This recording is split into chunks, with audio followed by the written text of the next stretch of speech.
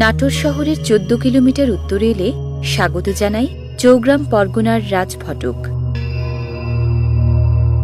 রাজকীয় ফটক চৌগ্রাম রাজবাড়ির। ঐতিহাসিক এই রাজবাড়ি বুকে ধরে আছে চৌগ্রাম পরগনার রাজা কৃষ্ণকান্ত এবং তাঁর উত্তর প্রজন্মের স্মৃতি। নবাব আলীবর্দী খানের সুবে বাংলায় চৌগ্রাম পরগনা ছিল নাটোর রাজ্যের শাসন কেন্দ্র। নাটোর রাজবংশের প্রতিষ্ঠাতা রাজা রামজীবনের দত্তক পুত্র রামচন্দ্রের বড় ভাই কৃষ্ণকান্ত চৌগ্রাম রাজ্যের প্রথম স্বাধীন রাজা হিসেবে আত্মপ্রকাশ করেন ১৭২০ সালের দিকে।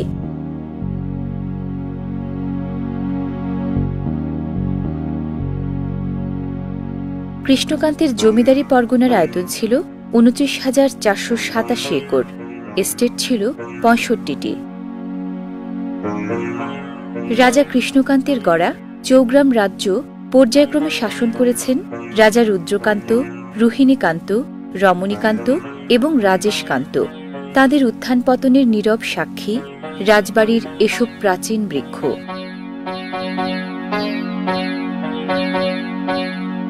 রাজবাড়ির প্রাঙ্গণে কাচারি বাড়ি, অতিথিশালা, রানীমহল সহ নানান স্থাপনা। এটি পূজা অর্চনার মঠ।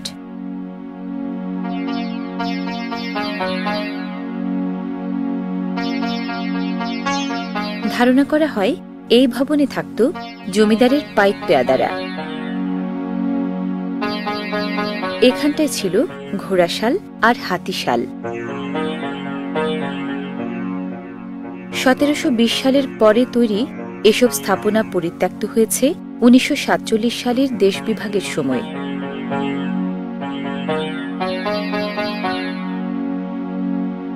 অন্নপূর্ণা দিঘি সহ বেশ কয়েকটি দিঘি আছে চৌগ্রাম রাজবাড়িতে। দক্ষিণ প্রান্ত বাদে জমিদারির বাকি সব দিকই বিশাল দিঘি দিয়ে ঘেরা। জমিদারদের ব্যবহার করা এই মঠটি রাজবাড়ির সীমানা ঘেঁষে।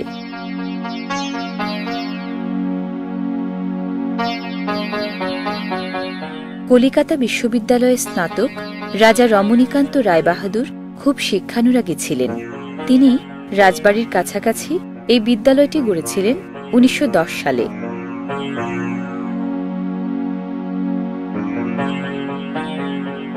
জমিদাররা হারিয়ে গেলেও তাদের কৃতিত্ব আর কীর্তি এখনও টিকে আছে চৌগ্রাম রাজবাড়িকে ঘিরে।